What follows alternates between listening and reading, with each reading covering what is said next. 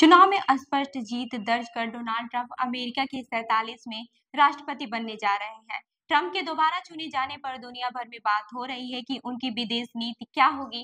भारत के लिए भी यह बात अहम है कि दक्षिण एशिया को ट्रंप किस तरह से हैंडल करते हैं। ट्रंप की विदेश नीति का दक्षिण एशिया पर कैसा असर पड़ेगा और भारत इसे किस रूप में लेगा।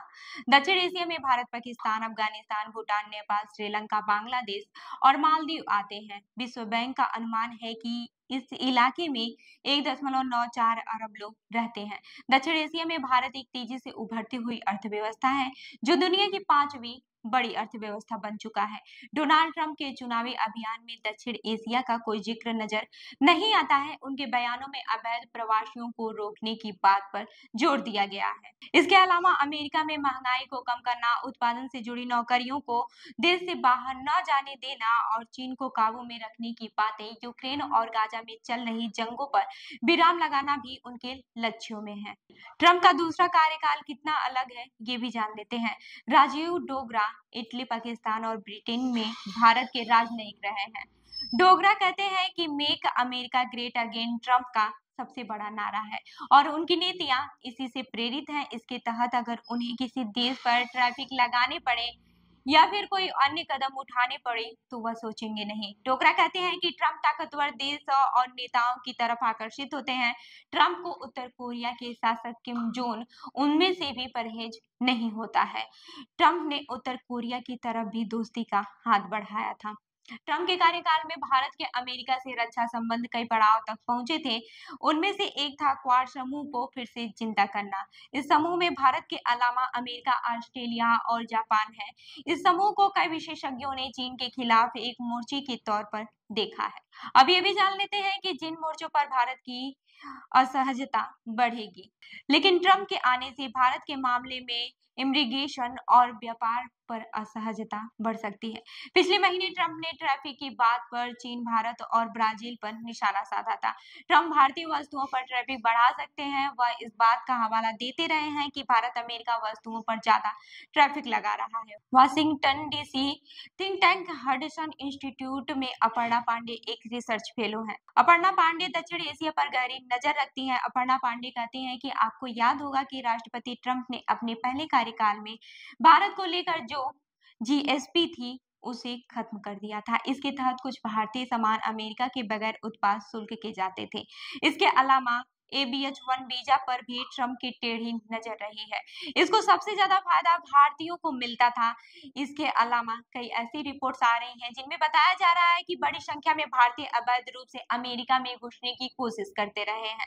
ट्रंप के लिए ये रेड लाइन है। हालांकि अर्पणा पांडे बताती हैं कि प्रधानमंत्री नरेंद्र मोदी के साथ ट्रंप के रिश्ते अच्छे हैं और इस बात का फायदा भारत को मिलेगा। पांडे आगे कहती हैं कि भारतीय मूल के अमेरिकन लोगों में रिपब्लिकन पार्टी की तरफ आकर्षण बढ़ रहा है और मैं यह मानती हूं कि यह बात इस समय भारत के लिए मददगार साबित होगी। ट्रंप के पहले कार्यकाल में पाकिस्तान के साथ रिश्तों के उतार चढ़ाव देखने को मिला था।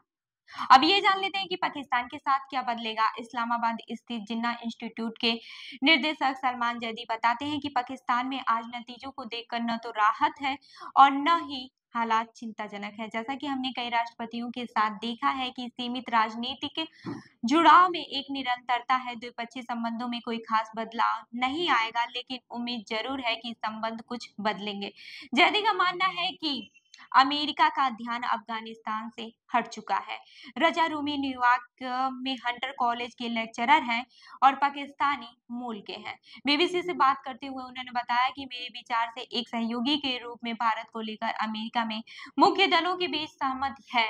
अगर बात पाकिस्तान की करें तो अमेरिका के नजदीक रह चुके इस देश की मौजूदगी कम हो रही है। फिर भी मैं बहुत अधिक प्रभाव की उम्मीद नहीं कर रहा हूं। बांग्लादेश में हाल ही में सत्ता परिवर्तन हुआ है। हालांकि बांग्लादेश की सरकार के मुख्य सलाहकार डॉक्टर मोहम्मद यूनिस ने ट्रंप की जीत का स्वागत किया है, लेकिन अपर्णा पांडे मानती हैं कि रिश्ते शायद तकलीफ के दौर से गुजरेंगे। पांडे कहते हैं कि बांग्लादेश पर निश्चित तौर पर असर पड़ेगा। दिवाली के समय ट्रंप के बयान को देखिए। ट्रंप ने अल्पसंख्यकों की सुरक्षा पर चिंता जताई थी। इससे वहां की सरकार को धक्का जरूर पहुंचा होगा, लेकिन मैं यह मानती हूं कि आने वाले समय में ट्रंप प्रशासन की श्रीलंका, मालदीव और नेपाल जैसे देशों में रुचि कम ही रहेगी। अगर कहीं रुचि रहेगी भी तो वो है चीन। डोगरा मानते हैं कि ट्रंप नहीं चाहते हैं कि चीन किसी भी तरह अमेरिका से आगे निकल जाए, इसलिए वह दक्षिण एशिया को चीन के पाले में नहीं जाने देना चाहेंगे। इस बात से भी रूमी सहमत दिखते हैं। रूमी कहते हैं कि चीन के साथ ट्रंप उस नीति को आगे ले जाएंगे जिस पर बाइडेन आगे बढ़ रहे थे। हालांकि ट्रंप सैन्य टकराव से ज्यादा बिजनेस स्तर पर चीन का सामना करेंगे। ट्रंप के पहले कार्यकाल में चीन और अमेरिका के बीच ट्रेंड वार शुरू हुआ था।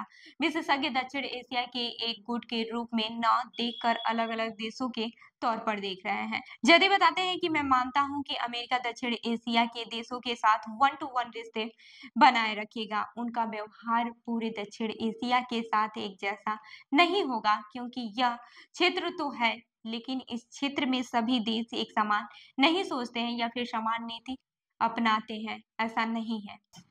तो आपको क्या लगता है कि डोनाल्ड ट्रंप की ये नीतियां भारत के लिए फायदेमंद साबित होंगी या फिर नहीं? हमें कमेंट करके जरूर बताइएगा। मैं उरूबी आपके साथ और आप देख रहे हैं जन दर्पण न्यूज। धन्यवाद।